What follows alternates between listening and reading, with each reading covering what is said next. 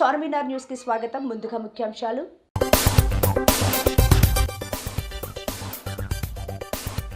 AP cabinet సమావేశం కీలక అంశాలపై చర్చ.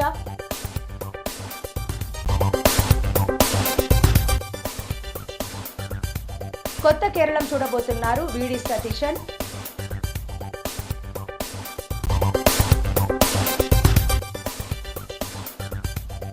ప్రజా దర్బార్ నిర్వహించిన రెవెన్యూ శాఖ మంత్రి పొంగులేటి.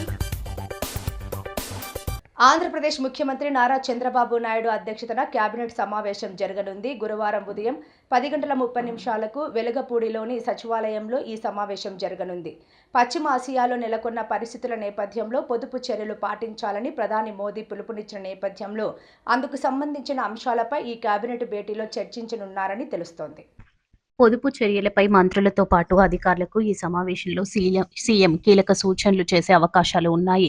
అలాగే రాష్ట్ర ప్రభుత్వం ఉద్యోగులు వర్క్ ఫ్రం హోంపై చర్చ జరపనున్నారు. 17వ SIPB ఆమోదించిన పలు అంశాలపై చర్చించి ఆమోదం తెలుపనున్నారు. మొత్తం 25 ప్రాజెక్టులకు చెందిన 2,01,023 కోట్ల పెట్టుబడులను కూడా ఈ కేబినెట్లో ఆమోదించనున్నారు. విశాఖపట్నంలో 1,00,000 కోట్లతో రిలయన్స్ డేటా సెంటర్ ఏర్పాటుకు ఈ భేటీలో గ్రీన్ సిగ్నల్ ఇవ్వనున్నారు. ఇప్పటికీ తన కాన్వాయ్లో 50% వాహనాలు తగ్గించాలని CM Chandrababu Naidu, deputy CM Pawan Kalyan, మంత్రి నారా లోకేష్ నిర్ణయించారు. అందుకు సంబంధించిన ఆదేశాలను అధికారులకు వారు జారీ చేసిన సంగతి తెలిసిందే. కాకినాడ జిల్లా ప్రతిపాడు విద్యుత్ సబ్ స్టేషన్ ఆవరణలో మంగళవారం విద్యుత్ వినియోగదారుల సమస్యల పరిష్కార వేదిక కార్యక్రమాన్ని నిర్వహించారు. ఈ పరిష్కార వేదికలో దీర్ఘకాలంగా పెండింగ్లో ఉన్న పరిష్కారం గాని విద్యుత్ సమస్యలపై CGRF క్యాంపు నిర్వహించామని చైర్పర్సన్ మరియు విశ్రాంత జిల్లా న్యాయమూర్తి డాక్టర్ బి సత్యనారాయణ తెలిపారు. ఆంధ్రప్రదేశ్ తూర్పు ప్రాంత విద్యుత్ పంపిణీ సంస్థ పరిధిలోని శ్రీకాకుళం, విజయనగరం, విశాఖపట్నం, తూర్పు గోదావరి మరియు పశ్చిమ గోదావరి జిల్లాలోని విద్యుత్ పంపిణీ వ్యవస్థలో ఎదురయ్యే లోపాలను సత్వరం పరిష్కరించి త్వరితగతిన న్యాయం చేకూర్చుట తమ లక్ష్యమని అన్నారు. ఈ న్యాయస్థానం నందు ఒక చైర్పర్సన్, 3 గౌరవ సభ్యులు ఉంటారన్నారు. ఇప్పటి వరకు వచ్చిన ఫిర్యాదుల్లో 9,888 దరఖాస్తుల్లో 74 కేసులు పెండింగ్లో ఉన్నాయని అన్నారు. ఈ కార్యక్రమంలో చైర్పర్సన్ బి సత్యనారాయణతో పాటుగా సభ్యులు, సాంకేతిక సభ్యులు ఎం విజయ సాముండి, ఆర్థిక సభ్యులు ఎస్ సుబ్బారావు, స్వతంత్ర సభ్యులు ఎన్ మురళీకృష్ణ సభ్యులుగా వ్యవహరించారు. ఈ కార్యక్రమంలో జంగంపేట విద్యుత్ division EEB Veerabhadrarao, Kakinada divisional technical DED Ravikumar, Jaggampeta ADE మాలాకి, డివిజన్ పరిధిలోని AEలు, లైన్ ఇన్స్పెక్టర్లు, లైన్మెన్లు, విద్యుత్ సిబ్బంది తదితరులు పాల్గొన్నారు. పే చేయమని చెప్పి SOP నామ్స్ ఉన్నాయి. అలాగే కొత్త సర్వీస్ కనెక్షన్ తీసుకోవాలి, 15 రోజులు ఇవ్వాలి, డబ్బు కట్టేసిన తర్వాత. అలాగే కరెంట్ పోయింది, వితిన్ 6 అవర్స్లో కరెంట్ ఇవ్వాలి. మీకు ఇదంతా ఎప్పుడు వస్తుంది? 191 కాల్ చేస్తేనే ఇవన్నీ వస్తాయి. ఆటోమేటిక్ పేమెంట్ అనేది జరుగుతుంది. సో SOP నామ్స్ ప్రకారం వాళ్ళు పనిచేయాల్సిన బాధ్యత ఉంది. అందుకని మీరు 1912కి కన్జ్యూమర్స్ 1912 ఉపయోగించుకున్నట్టయితే 1912 ద్వారా వాళ్ళకి ఇన్ఫర్మేషన్ వెళ్తుంది. తద్వారా ఆ యొక్క సమస్య పరిష్కారం చేస్తారు. వాళ్ళు చేయకున్నట్టయితే కన్జ్యూమర్ కోర్టు మీరు అప్రోచ్ కావచ్చు. అయితే లిమిటేషన్స్ ఏమిటంటే కొన్ని మాకు కంప్లైంట్ వాళ్ళ 12 కంప్లైంట్ వచ్చింది. కొన్ని ఏమో లోడ్ ఇన్సూర్ కావాలని, ఓల్టేజ్ సమస్య అని, పొలాల్లో ఈ సర్వీస్ ఎక్షన్ వెళ్ళిపోతున్నాయండి, పుట్టే పైకి ఇబ్బంది అవుతుంది, ఏం వైర్స్ వెళ్ళిపోతున్నాయి కాబట్టి లైన్ షిఫ్టింగ్ చేయాలి, ఇవన్నీ కూడా అడుగుతున్నాను. So 40 years back 50 years back వేసినట్టు కోర్సుని ఇప్పుడు తీయాలంటే ఖర్చులో కూడా వ్యవహారం. సో డిపార్ట్మెంట్ వాడంతా ఏమి డబ్బులు పెట్టుకుని షిఫ్ట్ చేయరు. ఎవరన్నా డబ్బులు పే చేస్తే ఆ డబ్బులతో ఖర్చు పెట్టుకుని షిఫ్ట్ చేస్తారు. సో మేము ఫ్రీగా వేయాలంటే చెప్పాలంటే వితిన్ 2 yearsలో అంటే 2 సంవత్సరాల లోపల పోల్సి వచ్చినట్టయితే మీ స్థలాల్లో వితౌట్ ఎక్స్పెండిచర్ అంటే కన్జ్యూమర్కి ఏ రకమైన ఇబ్బంది లేకుండా డిపార్ట్మెంట్ ఖర్చులతోటే షిఫ్ట్ చేయమని అంటాం. వితిన్ 2 years అయితే 2 years దాటిపోతే కనుక డిపార్ట్మెంట్ వాళ్ళు ఒక రూపాయి ఖర్చు పెట్టరు. ఎవరైనా డబ్బు కడితే ఆ డబ్బుతో షిఫ్ట్ చేస్తారు. సో ఇది లిమిటేషన్ 2 years ఒకటి ఉంది. అలాగే కోర్టులో కూడా కొన్ని కేసులు పెండింగ్ ఉంటాయి. అదే ఒకటి వచ్చింది, ఏదో లోడ్ సంబంధించి ట్రాన్స్ఫర్ పెడితే డబ్బు కట్టమన్నారంటే కట్టమని చెప్పి కోర్టుకు వెళ్ళారు. సో అలాంటి కోర్టుకు వెళ్తే కోర్టు అనేటువంటిది ఇష్యూ టేకప్ చేసింది కాబట్టి కన్జ్యూమర్కి డిపార్ట్మెంట్కి మధ్యలో కోర్టు ఉంది. సో అలాంటి కేసుల్లో కూడా మేము ఇంటర్ఫియర్ కావాలి. కోర్టు తీసుకునే నిర్ణయం బట్టి ఆధారపడుతుంది. సో 2 సంవత్సరాల లోపల కథ రావాలి, కోర్టులో కేసులు పెండింగ్ ఉండకూడదు. అలాంటి కేసులు 2 ప్లస్ కూడా దొంగ కరెంట్ థెఫ్ట్ ఆఫ్ ఎనర్జీ అంటాం.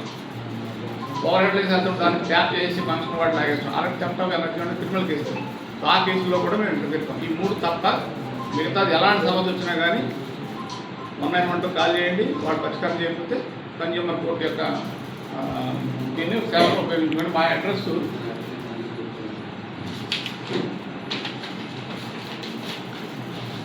చైర్పర్సన్ CGR APPDCL కార్పొరేట్ కార్యాలయం PMT colony Seethammadhara Visakhapatnam 13.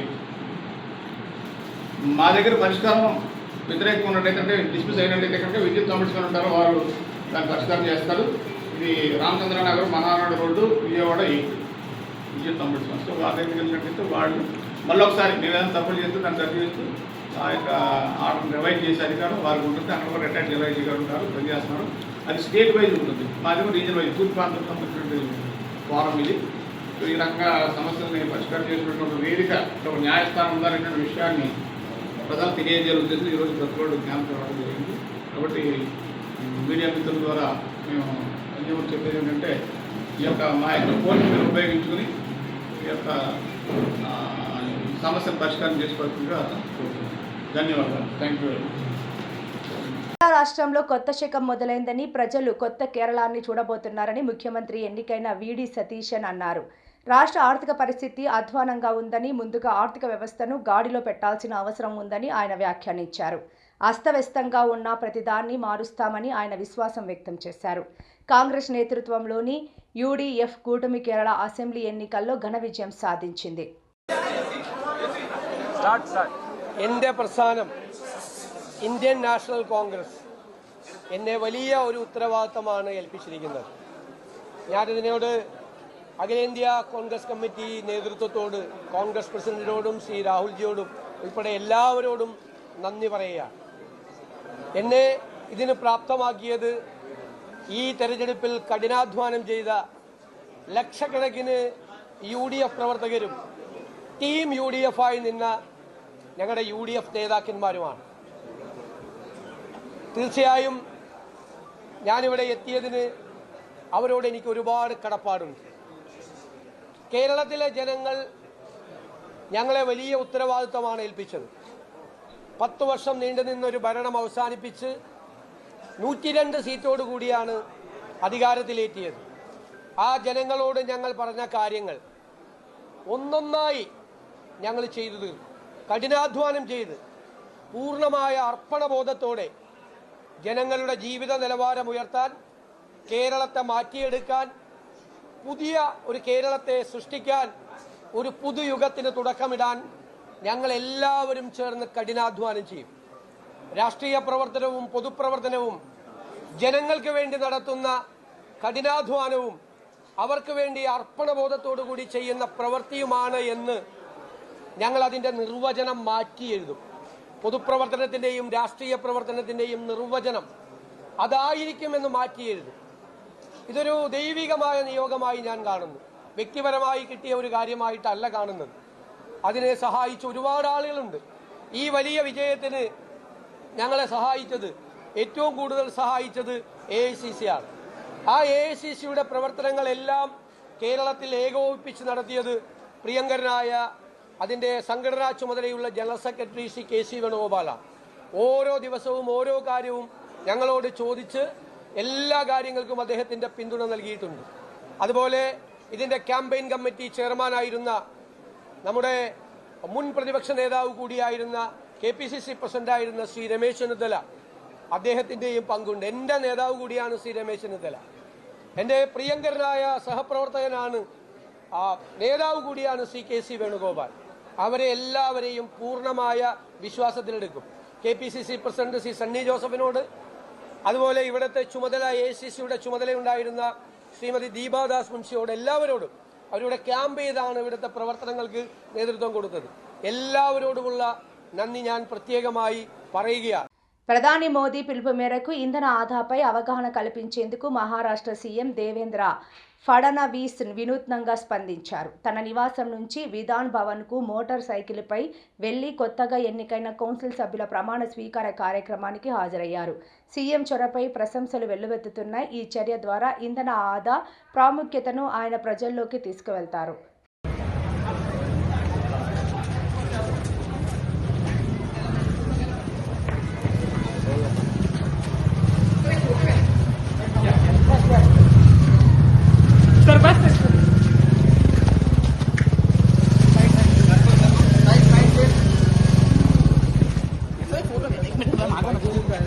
Sir एक मिनिट सर बसेल सर काय पहिली प्रतिक्रिया आहे सर चल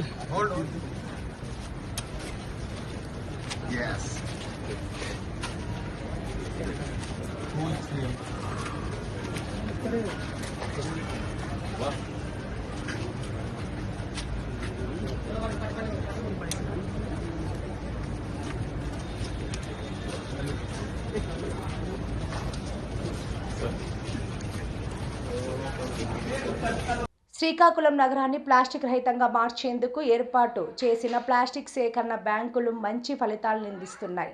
గతంలో ఎక్కడ పడితే అక్కడ ప్లాస్టిక్ బాటిళ్లు, కవర్లు విసిరేసేవారు. సేకరణ బ్యాంకులు ఏర్పాటు చేశాక ప్రజల్లో చైతన్యం పెరిగింది.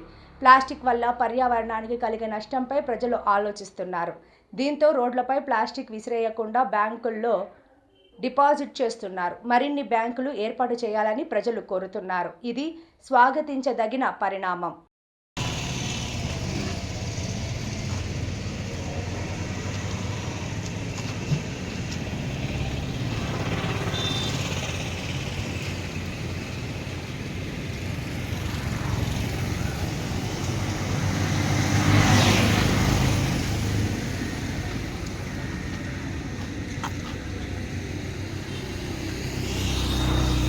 నరసన్నపేట పట్టణంలో ఈ నెల 16వ తేదీన ముఖ్యమంత్రి నారా చంద్రబాబు నాయుడు పర్యటన నేపథ్యంలో సభాస్థలి ఏర్పాటును అధికారులు ముమ్మరంగా చేపడుతున్నారు. గురువారం అధికారులు మాట్లాడుతూ స్థానికులకు ఎటువంటి ఇబ్బందులు కలగకుండా తగిన ఏర్పాట్లు చేస్తున్నట్లు తెలిపారు.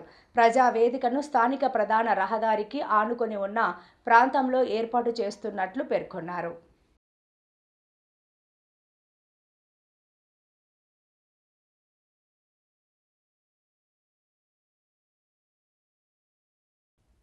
ఖమ్మం జిల్లా పాలేరు నియోజకవర్గంలో ప్రజా దర్బార్ నిర్వహించిన రెవెన్యూ శాఖ మంత్రి పొంగులేటి శ్రీనివాసరెడ్డి, ఖమ్మం జిల్లా కలెక్టర్ టిఎస్ దివాకర్, అదనపు కలెక్టర్ శ్రీనివాసరెడ్డిలతో కలిసి ప్రజల సమస్యలను అక్కడ ప్రజా దర్బార్లోనే పరిష్కరించే విధంగా ప్రజలకు జవాబుదారీగా ఉండాలని ప్రభుత్వం ఈ ప్రజా దర్బార్ ప్రజల మధ్య నిర్వహించి పలు సమస్యలను పరిష్కారం చేయడం జరిగింది.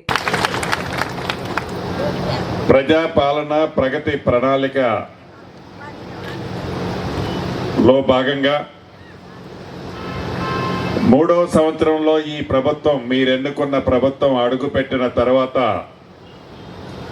99 రోజులు రాష్ట్ర వ్యాప్తంగా ప్రతి వార్డులో, ప్రతి గ్రామ పంచాయతీలో, ప్రతి మున్సిపాలిటీ, ప్రతి కార్పొరేషన్లో ఈ కార్యక్రమాన్ని చేపట్టి అన్ని శాఖలకు సంబంధించిన అంశాలని గ్రామీణ ప్రాంతంలో, మారుమూల ప్రాంతంలో నివసించే ప్రజానికానికి తెలిపే విధంగా వారి సమస్యలను ఈ శాఖలకు సంబంధించిన అధికారులే వెళ్ళి పరిష్కరించే విధంగా ఈ ప్రజాపాలన ప్రగతి ప్రణాళిక కార్యక్రమాన్ని గౌరవ ముఖ్యమంత్రి రేవంత్ రెడ్డి గారి నాయకత్వంలోని మన ప్రభుత్వం ఏర్పాటు చేసుకోవటం జరిగింది.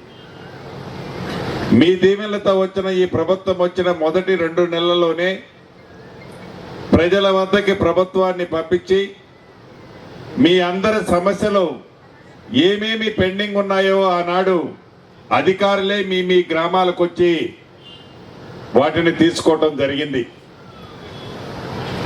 ఎన్నికల ముందు చెప్పిన వాగ్దానాలతో పాటు మీరు చెప్పిన సమస్యలని చాలా వరకు ఒక్కొక్కటి పరిష్కరిస్తూ 3వ సంవత్సరంలో అడుగుపెట్టిన సందర్భంగా మరొక్క మారు ప్రతి గ్రామానికి, ప్రతి పట్టణానికి అధికారులు పంపించి ఈ పంపించిన అధికారుల ద్వారా రాష్ట్ర ప్రభుత్వం చేస్తున్న సంక్షేమాన్ని, అభివృద్ధి ఏం జరుగుతుంది అనేది తెలుసుకుంటూ ఉన్న సమస్యలను మిగిలిన వాటిని ఎలా పరిష్కరించాలని కూడా దిశానిర్దేశించే విధంగా అధికారులు మీ దగ్గరికి రావటం జరిగింది. దాంట్లో భాగమే ఈ పాలేరు నియోజకవర్గంలోని ప్రజా దర్బారు కార్యక్రమం. ప్రతి మండలాన్ని 3 క్లస్టర్లుగా చేసి పాలేరు నియోజకం మొత్తాన్ని 14 క్లస్టర్లు చేసి దిగ్విజయంగా ఇప్పటికి 10 పూర్తి చేసుకుని 11వ క్లస్టర్ ఈనాడు జీళ్ల చెరువు కూసుమంచి మండలానికి సంబంధించిన జీళ్ల చెరువు ప్రాంతంలో 13 గ్రామ పంచాయతీలకు సంబంధించిన సమస్యలు ఈ రోజు ఇక్కడ నేను కూర్చొని తీసుకోబోతున్నాం. ఏదో మీరు కాగితం ఇచ్చారు, ఆ కాగితాన్ని నేను తీసుకొని పక్క అధికారులకు ఇచ్చేసి గాలికి వదిలేయకుండా ఇచ్చిన ప్రతి కాగితాన్ని ఇక్కడ పరిష్కరించేదాన్ని ఇక్కడ పరిష్కరిస్తూ ఇదే టేబుల్ మీద కూర్చొని ఇక్కడ పరిష్కరించలేని వారం రోజుల్లో పరిష్కరించే సమస్యలు కొన్ని ఉన్నాయి. 3 నెలలలోపు ప్రతి సమస్యని మీరు అడిగిన సమస్య న్యాయబద్ధమైన సమస్య అయితే ఈ ప్రభుత్వ పక్షాన 100కి 100% పరిష్కరిస్తారని ఆనాడు చెప్పాను. దాంట్లో భాగమే ఈనాడు కూడా ఈ జీళ్ల చెరువులోని ఈ క్లస్టర్ నుంచి మీ అందరికీ తెలియజేస్తున్నాను. మీరు ఎన్నుకున్న ఈ ప్రభుత్వం వచ్చింది పేదవాడికి అండదండలుగా ఉంటూ చెప్పిన ప్రతి మాటని పేదవాడికి అందిస్తూ, అది నా ఆడబిడ్డలకి 200 యూనిట్ల ఉచిత కరెంటు కానీ, పేదవాళ్ళకి సన్న బియ్యంతో పాటు రేషన్ కార్డులు కానీ, రైతును రాజు చేసే దాంట్లో భాగంగా ప్రభుత్వం వచ్చిన మొదట్లోనే 25 లక్షల మంది పైచీలకు రైతన్నలకు 21,000 కోట్ల రూపాయల రుణమాఫీ కానీ, రైతు భరోసా కార్యక్రమం ద్వారా 12,000 రూపాయలు ఇచ్చే కార్యక్రమం కానీ, సన్న వడ్లకి మద్దతు ధరతో పాటు బోనస్ గా 500 రూపాయలు ఇచ్చే కార్యక్రమం కానీ, ఇందాక ఆడబిడ్డలు చెప్పినట్లు 10 సంవత్సరాలు పేదవాడి ఆత్మ గౌరవానికి చిహ్నంగా ఉండే ఇల్లు ఇవ్వాలనే జ్ఞానం ఆనాటి ప్రభుత్వానికి లేకపోతే, మీరెన్నుకున్న ఈ ప్రజా ప్రభుత్వం వచ్చిన తర్వాత మొదటి విడత రాష్ట్ర వ్యాప్తంగా 4.5 లక్షల ఇల్లు, ప్రతి ఇంటికి 5 లక్షల రూపాయల చొప్పున ఇస్తూ, రెండవ విడత కూడా మొన్ననే ముఖ్యమంత్రి గారు చెప్పారు, జూన్ 2వ తారీఖు నాడు ఆదిలాబాద్ నుంచి రెండో విడత ఇల్లు కూడా ఈ ప్రభుత్వం ఇస్తుందనే తీపి కబురు మీకు చెప్పడం జరుగుతుంది. రెండో విడతే కాదు, 3వ విడత ఇస్తాం, 4వ విడత ఇస్తాం. రాష్ట్ర వ్యాప్తంగా ఏ పేదవారు ఉన్నారో, నీది ఏ పార్టీ అని అడగాం, ఏ కులమని అడగాం, ఏ మతమని అడగాం, నువ్వు పేదవాళ్ళు అయి ఉంటే నీ ఆత్మ గౌరవానికి నీ అడ్రస్ కి సేనంగా ఇల్లు ఇచ్చే కార్యక్రమం ఇస్తామని చెప్పాం. అన్న మాట ప్రకారం ప్రతి పేదవాడికి ప్రతి పట్టణం ప్రతి గ్రామంలో కూడా ఇందిరమ్మ ఇల్లు ఇస్తున్నాం.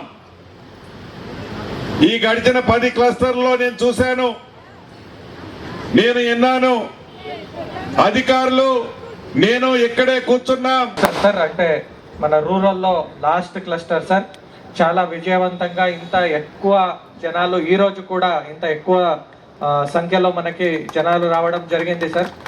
మంచి వచ్చిన ప్రతి ఒక్క కాడ మనకి దాదాపు 2,000-2,500 వరకు మనకి అప్లికేషన్స్ వస్తున్నాయి. అవన్నీ మీరు చెప్పిన విధంగా నీట్గా క్రోడీకరించి మనము పరిష్కరించేది ఇమ్మీడియట్గా పరిష్కరిస్తూ మిగిలినవి తమ దృష్టికి కూడా మేము తీసుకొస్తున్నాం సార్. దీనిది కూడా ఈరోజు చాలా చక్కగా ఈ ప్రోగ్రామ్ని ఏదైతే ఆర్గనైజ్ చేశారో ఈ అప్లికేషన్ని కూడా తీసుకుని త్వరలోనే మీకు ఒక ప్రణాళిక, మనకి ఎన్ని అప్లికేషన్స్ వచ్చాయి, దాన్ని ఎన్ని పరిష్కరించాం, మిగిలినది కొన్ని వస్తున్నారు సార్, వాళ్ళు మీ సేవ అప్లికేషన్ పెట్టుకోవాలి, ఇంకొకటి పెట్టుకోవాలి. మన వాళ్ళు కూడా రెగ్యులర్గా వాళ్ళని వెళ్ళి మళ్ళీ సంప్రదిస్తున్నారు, వాళ్ళకు ఒక నోటీస్ ఇస్తున్నారు, ఫోన్ చేస్తున్నారు. దయచేసి అట్లా చేసినప్పుడు మీరు కూడా సహకరించండి. మీ సేవా సెంటర్ మన దగ్గరనే ఉంది. మా మండల్ వారీగా టీమ్స్ తిరుగుతున్నాయి సార్, గ్రామాల వారీగా. వాళ్ళు సహకరించినప్పుడు మీది సమస్య కొన్ని సాల్వ్ అవుతాయి. కానీ జస్ట్ కొందరు దరఖాస్తు పెట్టుకుంటున్నారు, అది మీ సేవలో కొంత పెట్టుకుంటే మేము ఆన్లైన్లో ప్రాసెస్ చేసేసుకుంటాం. దానికి మీ ఫోన్ నంబరు, ఆధార్ కార్డు ఇట్లాంటి డీటెయిల్స్ కావాల్సి వస్తుంది. కాబట్టి మనం సంప్రదించినప్పుడు కొంచెం సహకరించండి కోరుకుంటూ నాకు అవకాశం ఇచ్చినందుకు చాలా ధన్యవాదాలు సార్. Thank you. యువజన విభాగం సిటీ అధ్యక్షులపై రాజకీయ వేధింపులు చేయడం సరికాదని జిల్లా యువజన విభాగం అధ్యక్షులు Ragi Reddy Arun Kumar, state joint secretary మల్లా కిషోర్ అన్నారు.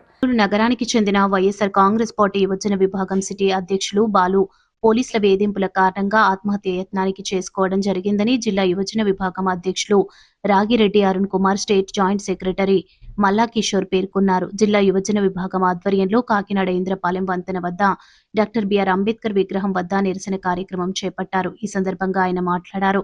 ఎటువంటి కేసు లేకపోయినా పోలీసులు వేధిస్తూ స్టేషన్ కు రావాలని బాలుని ఒత్తిడి చేశారని వారు ఆరోపించారు. బాలుపై అక్రమంగా డ్రగ్స్, సారాయి కేసులు బనాయించేందుకు ప్రయత్నించారని ఆరోపించారు.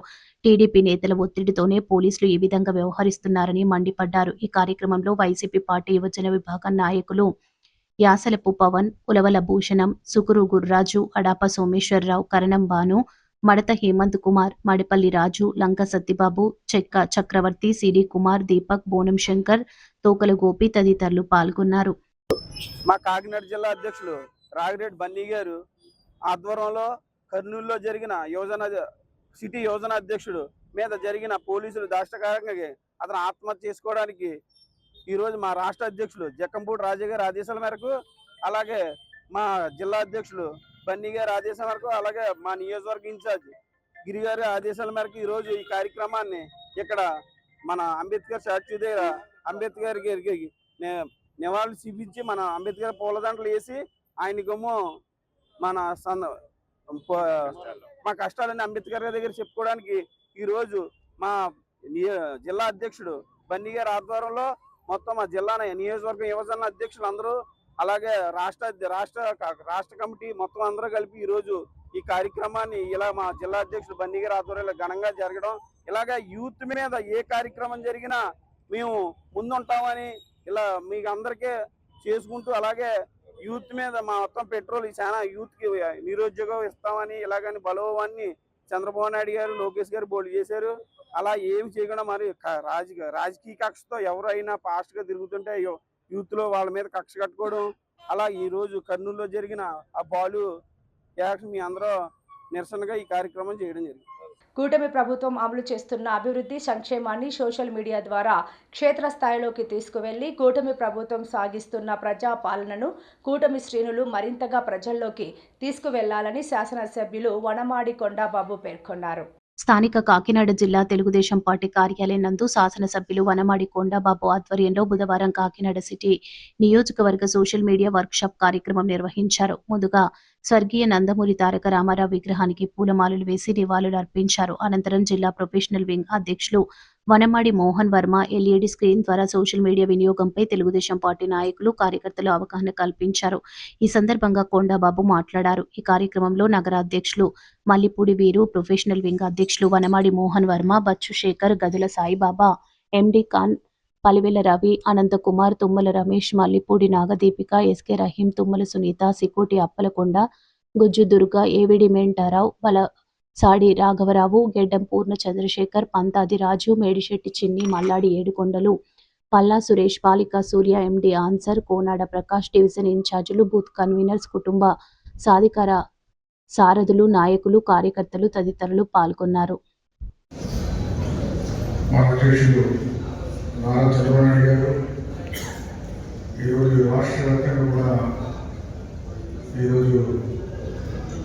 కూటమి ప్రభుత్వం వచ్చిన తర్వాత 2 సంవత్సరాలు పూర్తయిన సందర్భంలో అనేక సమావేశాలు పెట్టడం జరుగుతుంది. సమావేశాలు పెట్టి నాయకుల కార్యక్రమంలో అదేవిధంగా ఒక పక్కన అభివృద్ధి సంక్షేమం ఒక పక్కన చేసుకోగలుగుతూ, అదేవిధంగా కొత్తగా పదాలు కొత్తగా పోస్టులు ఇవన్నీ చేసుకుంటూ వస్తున్నారు. ఇవన్నీ చేసినప్పుడు కూడా ఈ రోజున మనం చేసే ప్రతి కార్యక్రమం కూడా ప్రచారం ద్వారా ప్రజల్లోకి వెళ్ళాలని ఆయన యొక్క ఆలోచన. మొన్ననే ఎమ్మెల్యేలు, ఎంపీలు అందరినీ పిలిచి ఇదే సోషల్ మీడియా వర్క్షాప్ హైదరాబాద్లో పెట్టడం జరిగింది. ఈ రోజున మనం అక్కడ ఎమ్మెల్యేకి, ఎంపీకి పెట్టారు. ఇక్కడ మన నాయకులు, కార్యకర్తలు కూడా పెట్టుకోవాలని చెప్పి మోహన్ వర్మ, ఇది పార్టీ చెప్పలేదు, మోహన్ వర్మ పెట్టాలని చెప్పారు. కార్యక్రమం చేయాలి మనం కూడా అని చెప్పి మొన్న ఆలోచించుకుని కార్యక్రమం రూపొందించుకోవడం జరిగింది. ఈ కార్యక్రమానికి వార్తలు ముగించే ముందు ముఖ్యాంశాలు మరోసారి.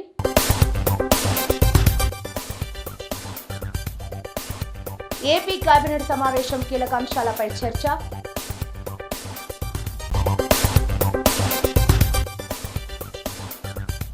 కొత్త కేరళం చూడబోతున్నారు వీడి సతీశన్.